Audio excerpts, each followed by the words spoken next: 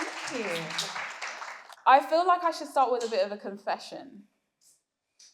I didn't experience imposter syndrome until about 6 years ago. So people would say, do you experience imposter syndrome? I go, no, I know what I bring to the table. Yeah. And then one day, somebody invited me to talk as an expert on a subject in front of the biggest audience of my life. And as I watched the numbers in the Zoom room go up and up and up, I was like, oh, you're paying me for this, but I want to give you back the money. Is it too, like I'm on screen, but can I tell them I'm sick? They can see I'm not sick. I can't do that. Help, internet, go out, please, please. And I was like, oh, that's what this is. So, several years later, through my own experience of imposter syndrome, which I've had a few moments, and my work with clients, I have a few things that I want to share with you today. So, love to start with a little bit of a quote. This is by Maya Angelou, one of my favorite people in the world. I say that like I know her, I do not know her. I did not know her, should I say. But this quote is really powerful because the biggest thing that I want you to take away from today is that imposter syndrome is an experience, not a label. Like, remember when we all got our degrees and we were like, I'm going to put BSc or MA at the end of my title on LinkedIn? Imposter syndrome is not that. So if it ever feels that way, I want you to start to peel it off as though it was like our name tags today. Little bit about me. I'm a coach for ambitious careers and communities.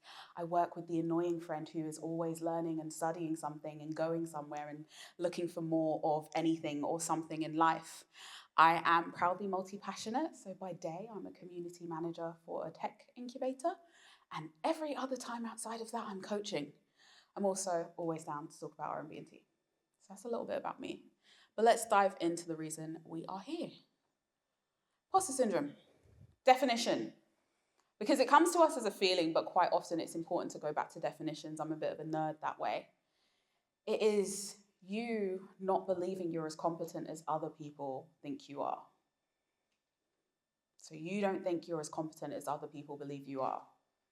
It is you worrying about what other people think at the core. Now, some of you are cringing. Most of us can't go through life pretending we don't care what people think, right? And in most cases, these people with the expectations of our competency are relatively important people. They're your manager, they're the person in the interview. For those of you in the room who are entrepreneurs, they're a prospective client. They are people who you want to impress. But ultimately, what we're experiencing in imposter syndrome is a little bit of a misalignment of expectations, competency, ability, belief. All of those things have just gone out of whack in the wrong direction of you want too much. And I'm not sure I have it. So when we think about it with that definition, then we can start to unpick a few things. So the first thing to think about when it comes to imposter syndrome is we all experience it differently. There will be a lot of words on this slide, but from the work of Dr. Valerie Young, who has studied imposter syndrome extensively and written a whole book on it, there are 5 personas. When I found these personas, I realized, this is why I never experienced imposter syndrome, because it looks completely different to everyone's definition of you think you're going to get found out, to which I said, I know what I bring to the table. So when we think about the first persona, we think about the perfectionist. This is the smart one, always got straight A's, okay? Missing the goal equals failure. This is a person crying at results day because they got an A and not an A star. No judgment if this is you. But this, again, the mismanagement, the expectations versus what you can deliver. And this person tends to do secret overtime. There's a few personas who do secret overtime. Now, don't get me wrong, I'm a career coach. Overtime is, listen, if the bug needs debugging, it needs debugging, innit? So that's no problem. But if it's secret, what we're seeing here is shame. This is the part that gets us stuck in imposter syndrome. It's the shame that's at the core of it. Next persona, super. Says yes to everything. This is the one that has no hobbies. Also, this persona tends to jive with the eldest daughter syndrome. You know, you're the eldest of 4 and you're the only ones helping your parents move. You're the only one that does the airport runs. And so everything's a yes. Do they have hobbies? Not so much. Do they spend their entire weekends doing everything everyone else wants them to do? yeah. Do we want people to see me to be really, really capable? So I'm going to say yes to everything under the sun at work. I'm on every network and every committee. That's our super. Our next lovely persona is the natural genius. This is the one that was always told they were smart. So you land in your first tech role and you're like, this was not covered in the bootcamp and I don't really know where to begin. And maybe this means that I don't belong here because this is hard and things haven't been hard in a long time. Starts to spiral. At the bottom of it, again, shame. In the self-talk of all of these personas is, I should know how to do this. I should be better, I should be faster, this shouldn't be hard. Shame. The expert, don't call them that. I don't know if anyone, raise your hand if you've ever been introduced in a meeting as it, here's our resident expert on product delivery, here's our resident expert, yeah, smiles, hands.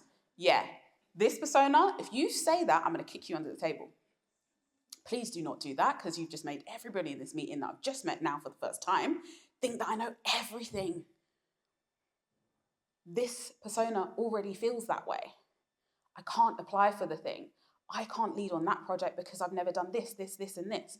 This is the friend that you go, did you end up doing the thing? And they're like, no, but I found something else that I'm going to do first. Did you do the boot camp? No, but I'm going to do like just another taste today. Just another one, right? Or I'm going to talk to like 15 people in the department before I put myself forward. This is the expert because it's about checking every box. You know that stat that they say, they usually skew it in the direction of like gender, women need to hit everything, whereas men are like, I have 20%, let me go for it, right?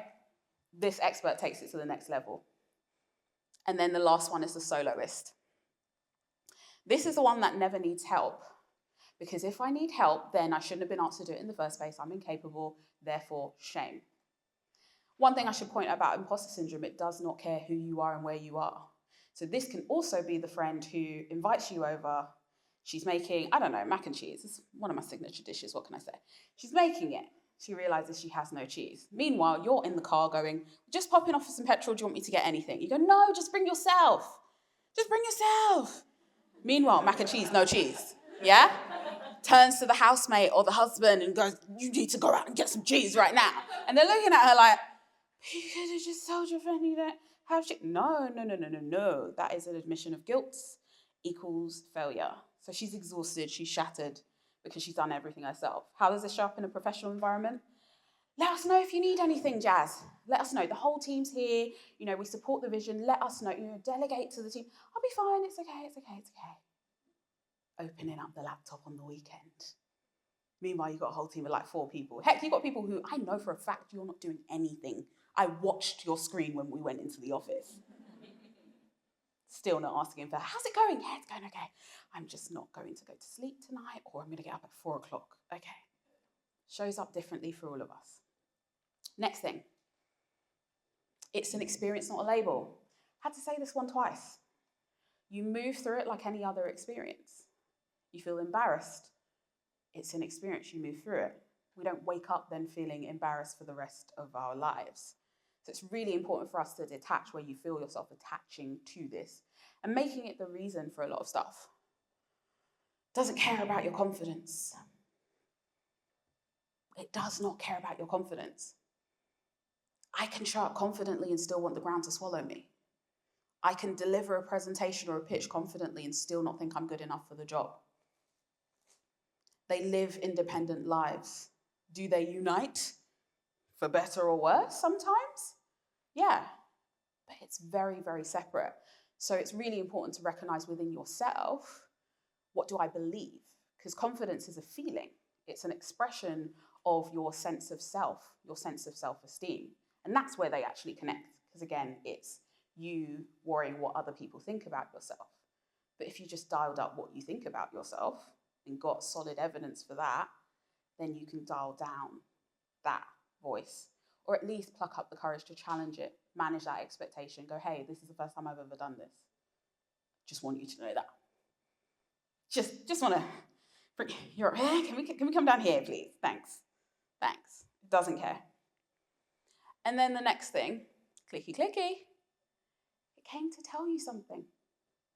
In that moment when I wanted to give them back the money and pretend to be sick while I was on the screen. I had to get really curious about what it was telling me. It was telling me I was in the right place. It was telling me this is the opportunity that you wanted. It was telling me that actually, if you never feel uncomfortable in your career, are you really doing the things that you want to do? You're all in tech or trying to get into tech. You don't choose tech if you want to stand still. You don't choose tech if you want to be comfortable. You just don't. And anyone who does by accident, they go, whoop, the days are very different here. The expectations are very different here. I'm not sure this is for me. So can we get curious when imposter syndrome arrives and we go, maybe I am an imposter because I'm winging it. But let me have a quick chat with my manager to see that that's okay. Because they interviewed me. I didn't tell you I could do that. You should know. Let me just clarify, right? These are the things that we should just get curious about. Or are we simply unprepared? Are we othered in the team? Did you set me up for failure? Hello, where was the onboarding? Oh, there was none? And you've just chucked me in front of a client or senior stakeholder. Yeah, that's a bit more, that's not a me thing. That's not imposter syndrome. That is, you set me up to fail. And we have to be honest and do those checks before we even, again, like I said, pick up that label. Again, I want to double tap. It can be a sign that you are where you're meant to be. When we look at the recent research on imposter syndrome, they've attached it to things like higher emotional intelligence, greater senses of empathy, greater sense of self-awareness. This is all part and parcel of the growth that you go through on the other side of, okay, if I don't feel that I'm as competent as they're meant to be, as they think I am, where's the disconnect? Or where's the opportunity? Where's the opportunity for me to do it afraid? Where's the opportunity for it to be okay for me to go, I am new at this. I'm building the plane while I'm flying it, but I am confident that I will get the pieces that I need to get through. Where can I dial up my confidence, my self-esteem? Where can I lean on the things that I've done before? Where I can look back in my past experiences and go, I never did that before and I did not die. I don't need to be perfect.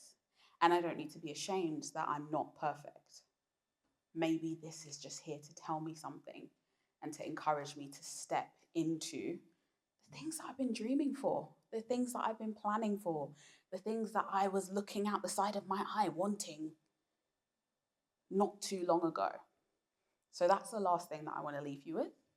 And then I don't even know if I have time for questions. We got time for questions? We do. My life details are on the screen. I'd love to answer any questions. 6 minutes. Oh, we can do a lot with 6 minutes. So has anybody got any questions? Yeah. So lots and lots of the things that you brought up all linked back to shame as like the deeper root of the problem. That's what I noticed. Like almost everything that you discussed is linked back to shame. So I guess I would love to know, especially if you're someone who coaches a lot of people that I'm sure feel the same way, what is a good way to tackle getting to that problem and improve again? Yeah, that wasn't an accident. Shame, I touched on shame because once we realize what's the thing that makes imposter syndrome very isolating, very debilitating, is the shame. And it's one of the most powerful emotions that we can experience as a human, full stop. So one of the ways that you can move forward is acknowledging it and actually getting curious about what is it that I'm ashamed of? Am I ashamed that it takes me longer? Am I ashamed that it takes more effort? Am I ashamed that I have no clue what I'm doing in this space, right? And asking that question so that you can address that problem there. Also, when you do it, really start to understand which parts of it you're responsible for and which parts of it are part of the environment. So again, like being out of depth in your first role in tech, and then you feel ashamed because I'm struggling to keep up. Like I remember my first job in tech, you flew me to San Francisco, I'm sitting in this room, and I don't know how to use a Mac. Like as in, everyone's like loaded it up and they're excited, and I'm like, excuse me, how do I switch it on? Right? And in that moment, I was just like, well, conversation to self. Not everybody's used a Mac. I might be the only person in the room who hasn't, but let me not take responsibility on for that myself. And I think a lot of the times we take a lot of responsibility. We've got a lot of high expectations of ourselves. A lot of that expectation is perfection, when actually, really, it can be cutting off our nose to spite our face, because there are people around us. Somebody would gladly show me how to use a Mac. Like, somebody's job is actually to make sure I know how to switch on this thing. So separate it. What am I ashamed of? Is it actually my problem to carry? And if it is, what's the opportunity in it? So, like, I like to talk about seeing a problem where we get to be really raw about it and go, oh, this sucks. See the challenge in it. What's the challenge? It's a little bit uncomfortable to raise my hand in this room full of experienced tech people and say, I don't know how to turn this thing on. But what's the opportunity? I get to build a relationship with somebody who will forever remember me as the one who they taught how to use a Mac. So, yeah.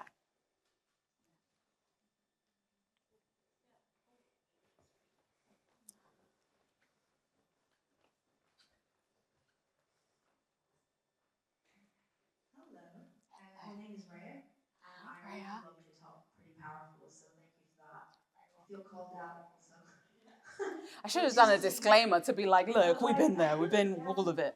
Check a few of those boxes. My question's around confidence, and you talk about dialing up with confidence.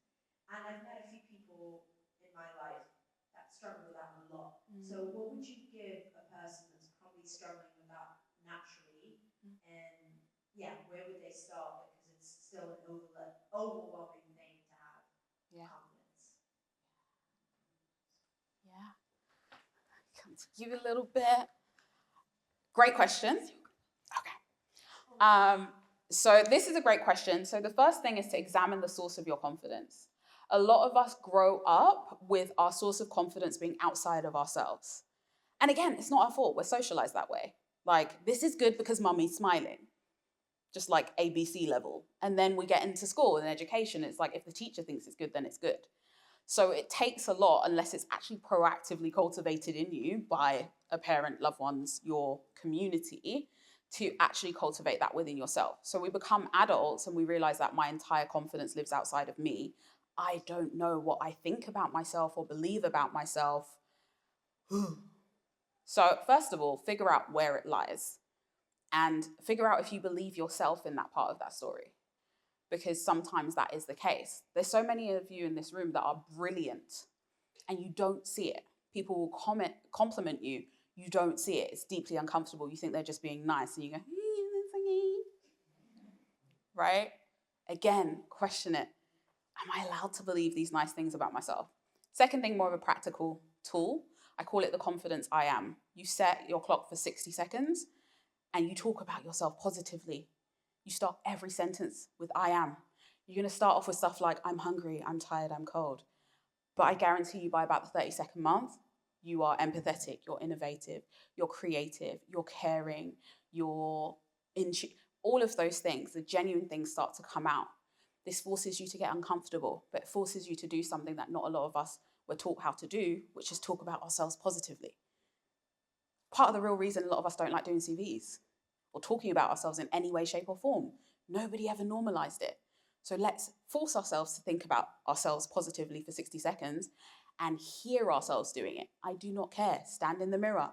If it's better, grab a friend, do it with each other. But let yourself hear yourself talking about yourself positively, because you're not going to lie to yourself. And do that on a regular basis. Those of you in the room that are like, give me the intermediate, 3 minutes. If 60 seconds feels too easy, 3 minutes, and you're going to come up with some stuff where you're going to go, oh, wow, that's me. Because again, you're not going to lie to yourself.